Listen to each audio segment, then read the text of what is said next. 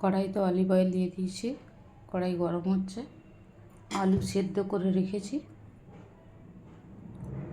মশলাটা পিসবো। নারকোল আর আদা নিরামিষি তরকারি, আজ মঙ্গলবার তাই নিরামিষি বানাবো। এই তেল দিয়ে দিয়েছি, তেলে একটু জিরে একটু হিং দিয়ে দিয়েছি, ওটা ভালো করে ভাজা হবে। আলুগুলো সেদ্ধ করে রেখেছিলাম, আলুগুলো তুলে দিয়েছি, ভাজা হচ্ছে, একটু ভালো করে ভাজবো। সেদ্ধ আলু বেশি ভাজি দরকার নেই, শুধু একটু ভাজলে ভালো লাগবে। ভাজা হোক, ততক্ষণ টমেটোটা কেটে নিই। আলুগুলো ভাজা হয়ে গেছে,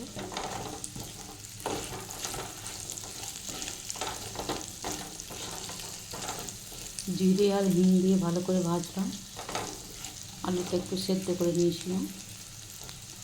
মশলা পেশা হয়ে গেছে, আদা আর নারকোল, ওর মধ্যে একটু গরম মশলাও দিয়ে দিয়েছিলাম, যেমন একটা এলাচ,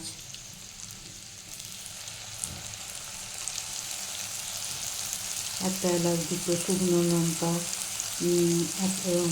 4টে লবঙ্গ, একটু গোলমরিচ, একটু দারচিনি, 2টো তেজপাতা সব দিয়ে একসাথে পিষে নিয়েছি, যাতে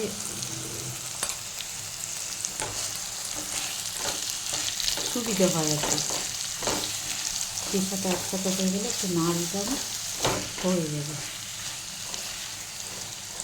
আলাদা আলাদা আমি নিয়েছি। সব একটু জিরে ধনে সব দিয়ে দিয়েছিলাম মশলার মধ্যে, দিয়ে পিষে দিয়েছি। আর একবার বলি, আদা, নারকোল, দালচিনি, তেজপাতা, এলাচ, লবঙ্গ, 2টো গোলমরিচ, একটু জিরে, একটু ধনে, 2-4টা শুকনো লঙ্কা দিয়ে পিষে দিয়েছিলাম।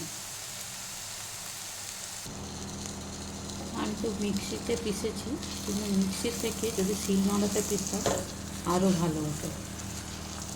আমার কাছে শিলনোড়া নেই, তাই আমি মিক্সিতে পিষেছি। যেটা যদি শিলনোড়াতে পেশা হতো আরও সুন্দর, মানে সৌন্দর্য আসতো। এটা নেই আমার কাছে, কী করবো, এমনি রাঁধছি, মানে মিক্সিতে পিষেই রাঁধছি। এবার দেবো টমেটো,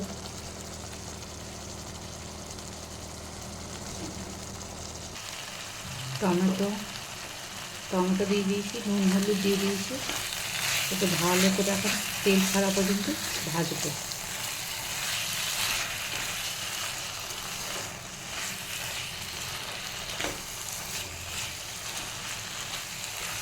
মশলাটা পুরো ভাজা হয়ে যখন তেল ছেড়ে দেবে,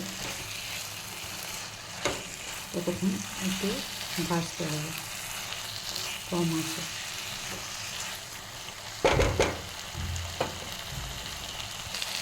একটু রোজমেরি পাতা দিলাম, ওই রোজমেরি পাতার গন্ধটা খুব সুন্দর হয়। দেখুন কড়াইতে তেল ছেড়ে দিয়েছে, মশলা ভাজা হয়ে গেছে। আমি এখন থাই জিরা পাতা দিলাম,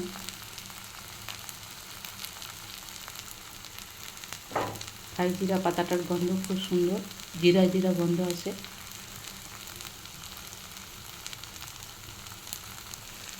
এবার একটু জল দেবো, ওই মশলা ধোয়া জলটা ছিল ওটা দিলাম, আর একটু দেবো না, লঙ্কা অলরেডি দিয়ে দিয়েছি, আর দেওয়ার দরকার নেই। একটু আস্তে আস্তে সেদ্ধ হবে।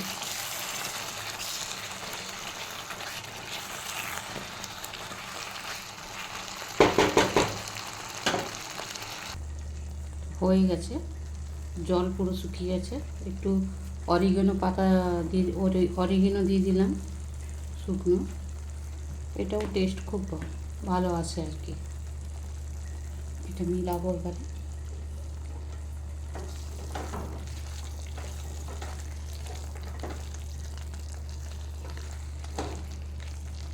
ভিডিওটা বেশি বড় করিনি, ছোট শর্ট করে করে বানিয়েছি, কিন্তু সব বলেছি ছেলে বানাই তো, তো ভিডিও একটু বেশি বড় হলে অসুবিধা হয়। তো আপনারা দেখুন, বানিয়ে খান, যদি আপনাদের ভালো লাগে তো আমাকে লাইক করুন, সাবস্ক্রাইব করুন। আমার সাবস্ক্রাইব খুব কম, যদি আপনারা যারা যারা দেখেন যদি সাবস্ক্রাইব করেন খুব ভালো হয়, প্লিজ। দেখুন তৈরি হয়ে গেছে।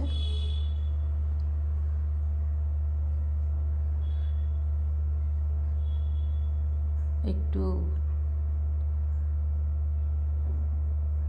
সাজিয়েও আপনাদেরকে দেখিয়ে দিলাম।